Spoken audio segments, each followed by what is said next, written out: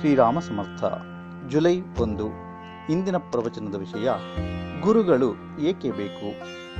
ವ್ಯವಹಾರದಲ್ಲಿಯೂ ಕೂಡ ನಮಗೆ ಗುರುಗಳು ಬೇಕಾಗುತ್ತಾರೆ. ಅಂದ ಮೇಲೆ ಅದಕ್ಕಿಂತ ಕಠಿಣವಾದ ಜ್ಞಾನವಾಗುವುದಕ್ಕಾಗಿ ಗುರುಗಳು ಬೇಡವೆಂದು ಹೇಳಿದರೆ ಹೇಗೆ ನಡೆಯುತ್ತದೆ? ಪ್ರಪಂಚದಲ್ಲಿ ಸುಖ ದುಃಖಗಳನ್ನು ಅನುಭವಿಸುತ್ತಿರುವೆವು, ಆದರೆ ಸಮಾಧಾನ ಪ್ರಾಪ್ತವಾಗುವುದಿಲ್ಲ.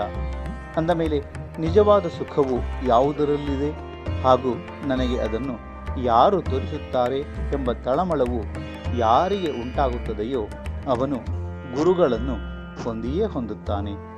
ಪ್ರಪಂಚವು ನಮಗೆ ಕಹಿ ಅನಿಸಿದರೆ ಮಾತ್ರ ಶಿಷ್ಯನಾಗುವ ಪ್ರಶ್ನೆ ಬರುತ್ತದೆ.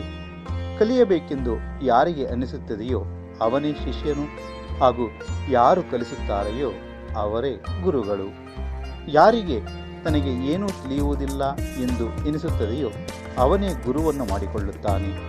ಕೆಲವರು ನಾನು ರಾಮ ರಾಮ ಅನ್ನುತ್ತೇನೆ, ಕೆಟ್ಟ ಮಾರ್ಗದಿಂದ ನಡೆಯುವುದಿಲ್ಲ, ಅಂದ ಮೇಲೆ ಗುರು ಏತಕ್ಕೆ ಬೇಕು ಎಂದು ಕೇಳುತ್ತಾರೆ. ನಾನು ಮಾಡುತ್ತೇನೆ ಎಂಬ ಅರಿವು ಅಡ್ಡ ಬರುವುದರಿಂದಲೇ ಸದ್ಗುರುಗಳ ಅವಶ್ಯಕತೆ ಇರುತ್ತದೆ. ಸತ್ಕರ್ಮಗಳ ಅಭಿಮಾನವನ್ನು ನಾವು ಹೊಂದಿದ್ದಾದರೆ ರಾಮನ ವಿಸ್ಮರಣೆ ಆದಂತೆ ಆಗಲಿಲ್ಲವೇ? ಅಭಿಮಾನ ಹೋಗದ ಹೊರತು ರಾಮನ ದರ್ಶನ ಆಗಲಾರದು. ದೇವರ ಹತ್ತಿರ ಹೋದರೂ ನಾಮದೇವನ ಅಭಿಮಾನ ಹೋಗಲಿಲ್ಲ. ಆದ್ದರಿಂದ ಭಗವಂತನು ಅವನಿಗೆ ಗುರುವನ್ನು ಮಾಡಿಕೊಳ್ಳಲು ಹೇಳಿದನು. ಸಂತರ ಕೃಪೆಯಿಂದ ವೇದನೆಯು ಕಡಿಮೆಯಾಯಿತೆಂದು ಅವರನ್ನು ಮನ್ನಿಸುವುದು ಉಚಿತವಲ್ಲ. ಯಾರು ಶಿಷ್ಯನನ್ನು ವಿಷಯದ ಕಡೆಗೆ ಎಳೆಯುತ್ತಾರೆಯೋ ಅವರಿಗೆ ಗುರು ಎಂದು ಹೇಗೆ ಹೇಳಬೇಕು? ಚಮತ್ಕಾರ ಮಾಡಿ ತೋರಿಸುವವನನ್ನು ನಾವು ಸಾಧು ಎನ್ನುತ್ತೇವೆ. ನಾವು ಸಂತರ ಪರೀಕ್ಷೆಯನ್ನು ಅವರ ಹೊರಗಿನ ವ್ಯವಹಾರದಿಂದಲೇ ಮಾಡುತ್ತೇವೆ. ಸರ್ವಭೂತಗಳಲ್ಲಿಯೂ ಭಗವಂತನನ್ನು ನೋಡಲು ಬಂದವನಿಗೆ ಮಾತ್ರ ಸಂತರ ನಿಜವಾದ ಪರಿಚಯ ಆಗುತ್ತದೆ. ಸಂತರ ಸಂಘದಿಂದ ನಮ್ಮ ಮನಸ್ಸಿನ ಮೇಲೆ ಆಗುವ ಪರಿಣಾಮದಿಂದಲೇ ಸಂತರ ಪರೀಕ್ಷೆ ಮಾಡಬೇಕು. ನನ್ನ ಚಿತ್ತವು ಎಲ್ಲಿ ನಿರ್ವಿಷಯವಾಗುವುದೋ ಅಲ್ಲಿಯೇ ಸಂತರ ನಿಜವಾದ ವಾಸ್ತವ್ಯ ಎಂದು ತಿಳಿಯಬೇಕು. ಯಾರಿಗೆ ಭಗವತ್ ಪ್ರಾಪ್ತಿಯ ತಳಮಳವು ಉಂಟಾಗಿರುತ್ತದೆಯೋ ಅವರಿಗೆ ಶಿಷ್ಯರನ್ನಬೇಕು. ಯಾರು ಗುರು ಆಜ್ಞೆಯನ್ನು ಮೀರುವುದಿಲ್ಲವೋ ಹಾಗೂ ಗುರುಗಳೇ ಭಗವತ್ ಪ್ರಾಪ್ತಿಯ ಸಾಧನವೆಂದು ತಿಳಿಯುತ್ತಾನೆಯೋ ಅವನೇ ಸತ್ಶಿಷ್ಯನು. ಗುರುಗಳಿಗಿಂತ ಶ್ರೇಷ್ಠವಾದ ದೇವರು ಧರ್ಮ ಇಲ್ಲವೇ ಇಲ್ಲವೆಂದು ತಿಳಿಯಬೇಕು. ಕೆಲವು ಕರ್ನಾಟಕದ ಜನರು ಮಹಾರಾಷ್ಟ್ರಕ್ಕೆ ಬಂದರು. ಅವರಿಗೆ ಮರಾಠಿ ಬರುತ್ತಿರಲಿಲ್ಲ.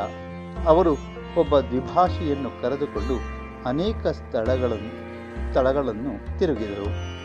ಅವರೆಲ್ಲರ ಚಿಂತೆ ಹಾಗೂ ಜವಾಬ್ದಾರಿಗಳು ಆ ದ್ವಿಭಾಷಿಯ ಮೇಲೆ ಬಿದ್ದಿದ್ದವು. ಅದರಂತೆ ನಾವು ಕೂಡ ದ್ವಿಭಾಷಿ ಅಂದರೆ ಸದ್ಗುರುಗಳ ಸಹವಾಸ ಮಾಡಬೇಕು. ಅವರು ಹೇಳಿದಲ್ಲಿ ಹೋಗಬೇಕು, ಅವರು ಹೇಳಿದ್ದನ್ನು ಮಾಡಬೇಕು.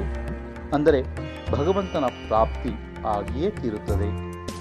ಶಾಸ್ತ್ರ ಹಾಗೂ ವೇದಗಳು ಅನಂತವಾಗಿರುತ್ತವೆ. ಅವುಗಳನ್ನು ಕಲಿಯಲು ನಮಗೆ ಸಮಯವಿಲ್ಲಿರುತ್ತದೆ. ಸದ್ಗುರುಗಳು ಬೆಣ್ಣೆಯಂತೆ ಸರ್ವ ಸಾಧನೆಗಳ ಸಾರವಾದ ನಾಮವನ್ನು ಹೇಳಿರುತ್ತಾರೆ. ನಾವು ಅದನ್ನು ಮಾಡಬೇಕು. ಅಂದರೆ ಭಗವತ್ ಪ್ರೇಮವು ಬಂದೇ ಬರುತ್ತದೆ. ಪೇಟೆಯಲ್ಲಿ ಹೋದ ಮೇಲೆ ನಮಗೆ ಅನುಕೂಲವಾದ ಹಾಗೂ ಯೋಗ್ಯವಾದ ಬೆಲೆಯ ವಸ್ತುವನ್ನೇ ಖರೀದಿಸುತ್ತೇವೆ. ಅದರಂತೆ ಪರಮಾರ್ಥದ ಅನೇಕ ಸಾಧನೆಗಳಲ್ಲಿ ನಮಗೆ ಅನುಕೂಲವಾದ ಹಾಗೂ ಯೋಗ್ಯವಾದ ನಾಮಸ್ಮರಣೆಯೇ ಉತ್ತಮ ಸಾಧನೆಯಾಗಿರುತ್ತದೆ. ನಾವು ಅದನ್ನೇ ಮಾಡಬೇಕು ಹಾಗೂ ಆನಂದದಲ್ಲಿರಬೇಕು. ಈ ದಿನದ ವಿಶೇಷ ವಾಕ್ಯ: ಭಗವಂತನ ವಿಷಯದಲ್ಲಿ ಜಿಜ್ಞಾಸೆ ಉಂಟಾಗುವುದು ನಿಜವಾಗಿಯೂ ಭಾಗ್ಯದ ವಿಷಯವಾಗಿರುತ್ತದೆ. ಇಂಥ ಜಿಜ್ಞಾಸು ಶಿಷ್ಯನು ಭೇಟಿಯಾದರೆ ಸಂತರಿಗೆ ಸಾರ್ಥಕತೆ ಎನಿಸುತ್ತದೆ. ಜೈ ಜೈ ರಘುವೀರ ಸಮರ್ಥ.